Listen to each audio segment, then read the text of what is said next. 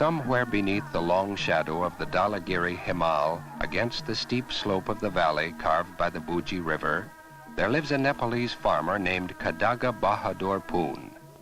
People call him the Mukhiya because he has been chosen head man by the clansmen in his village. He lives in a cattle shed made of bamboo matting with his wife, his elderly father, and 4 young sons. After the Mukhiya has eaten his breakfast of cornmeal mush, he prepares the family's daily ration of beer.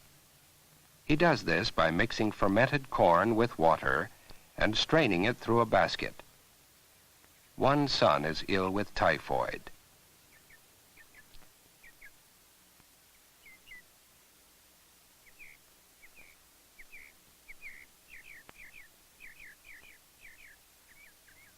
The Mukhiya worries about his children when they do not eat. This is one more sign that the evil spirit, who in past years has taken 3 of his sons, has come again. He does not know that the major source of illness is the surface water that washes into his spring.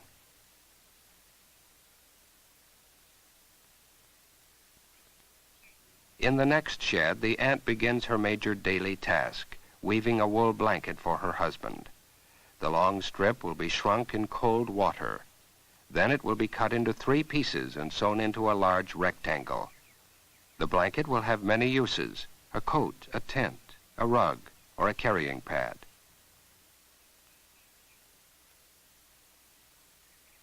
The wife of the Mukhiya, also ill with typhoid, rests in the sun. When all the household chores are finished, the Mukhiya relaxes a moment before he has to go and get fodder for his cattle.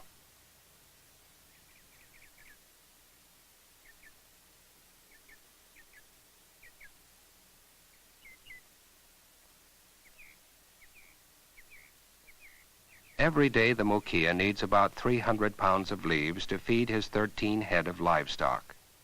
His wife usually helps him, but because she is too ill, he has hired a man from another village and sent him on ahead to get the second load.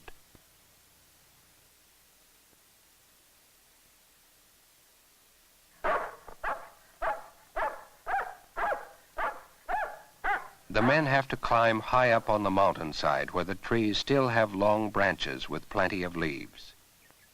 When the Mukhiya was a boy, his father only had to go out behind the cattle shed to cut fodder enough for the day's needs. But in time, as village boys married and cleared more land for new farms, the forest was pushed further and further back. Destruction of the trees also was hastened by fodder collecting. Now the Mukhiya has to go so far to get fodder, the task takes most of the day.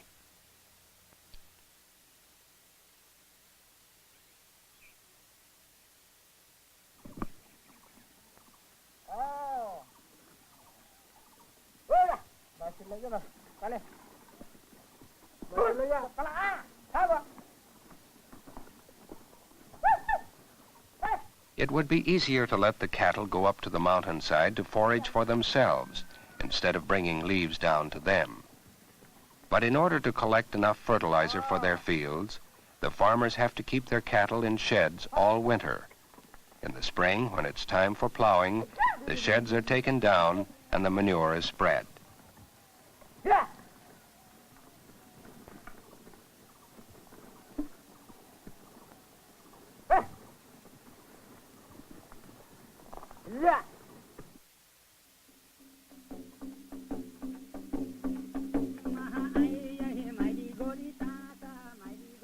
As he climbs, the Mukhiya passes the shrine of a respected village curer, or shaman. The shaman has been entombed sitting up, so he can continue watching over the village.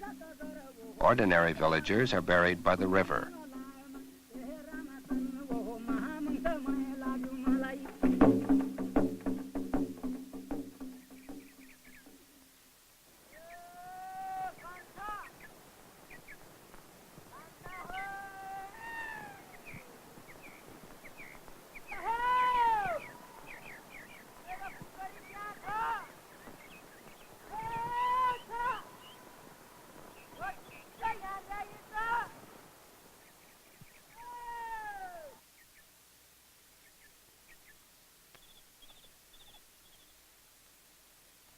Some trees already have been stripped. Village girls who have been collecting firewood are on their way to the log chute. They pass the mukia, who is resting a moment before he begins his work.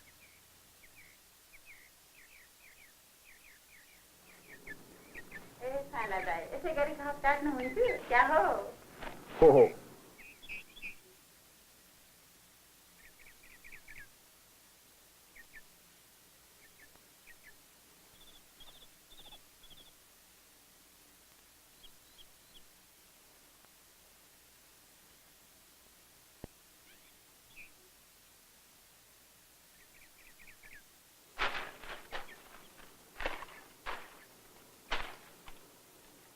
यसैले घाँस काट्दैछस्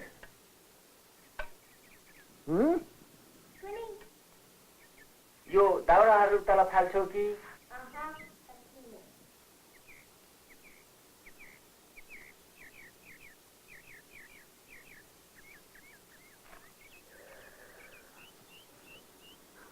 त्यसो भए मलाई मद्दत गरेन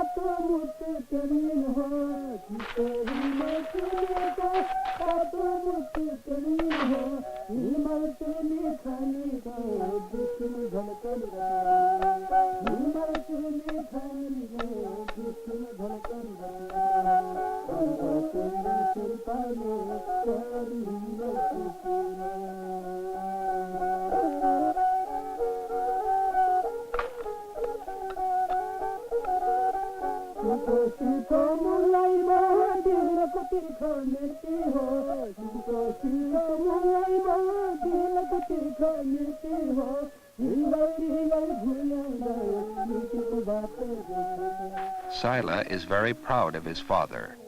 Other men who don't have the mukia's courage and skill would destroy the productivity of the tree much sooner by cutting the branches nearer the trunk. But the mukia goes out to the ends of the limbs to get the leaves so the tree can produce for a longer period of time.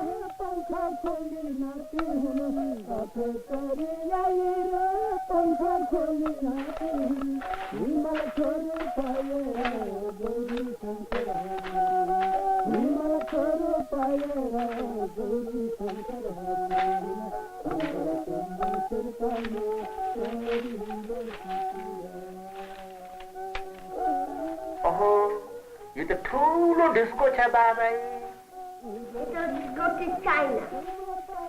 Ito meron gato. घर हो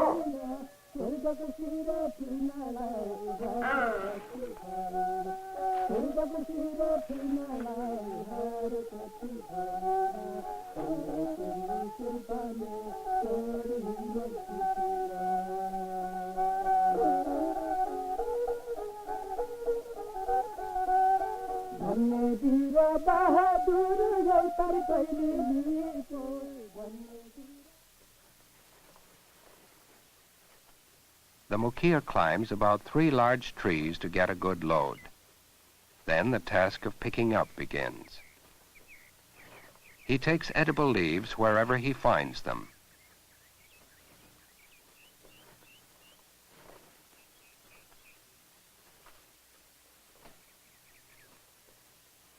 During many generations, the hill people have discovered how to fit the twig ends together so they make even, cohesive bundles without being tied.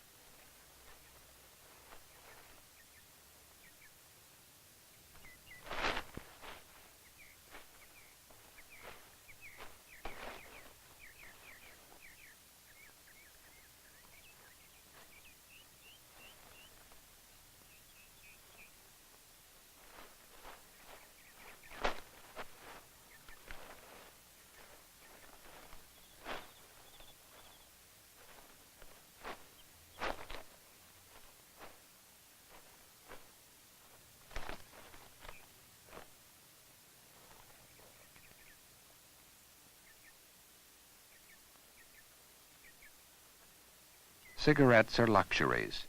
The Mukia has saved half of one to smoke before he carries the load down the mountainside.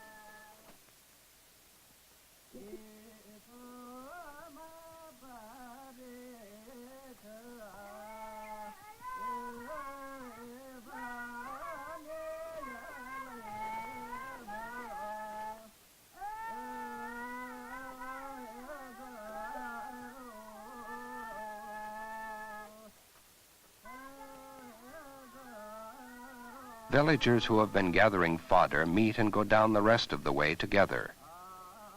One of them is the man the Mukia hired. The twigs that are left after the cattle have eaten the leaves are dried in the sun and used for fuel.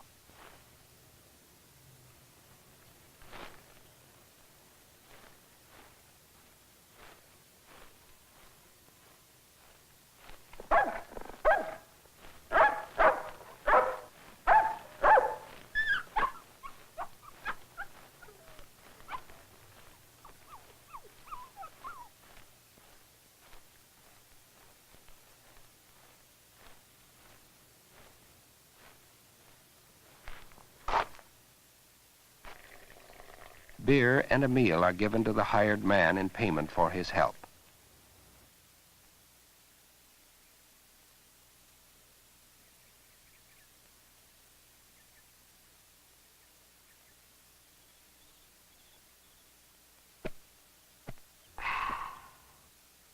ए सानाले पनि अलिकति जवाब देऊ न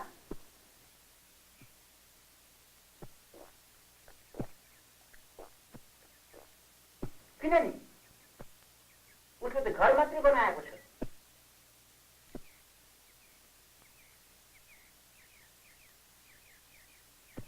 ए साना बरु एउटा ससी ल्याऊ न